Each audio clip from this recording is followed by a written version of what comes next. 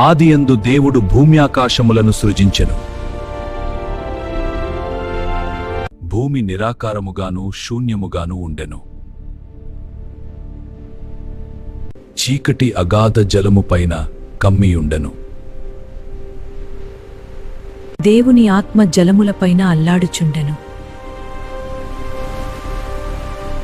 దేవుడు వెలుగు కమ్మని పలుకగా వెలుగు కలిగెను. వెలుగు మంచిదైనట్టు దేవుడు చూచెను. దేవుడు వెలుగును చీకటిని వేరుపరచెను. దేవుడు వెలుగునకు పగలనియు చీకటికి రాత్రి అనియు పేరు పెట్టెను. అస్తమయమును ఉదయమును కలుగగా ఒక దినమయెను. మరియు దేవుడు జలముల మధ్యనొక విశాలము కలిగి ఆ జలములను ఈ జలములను వేరుపరచునుగాకని పలికెను.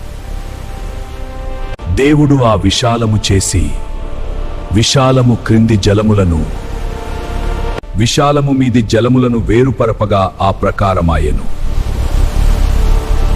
దేవుడు ఆ విశాలమునకు ఆకాశమని పేరు పెట్టెను. అస్తమయమును ఉదయమును కలుగగా రెండవ దినమయ్యెను.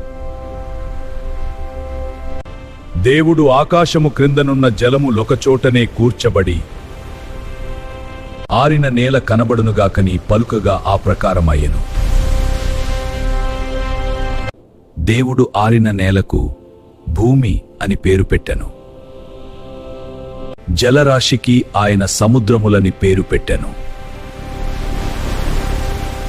అది మంచిదని దేవుడు చూచెను.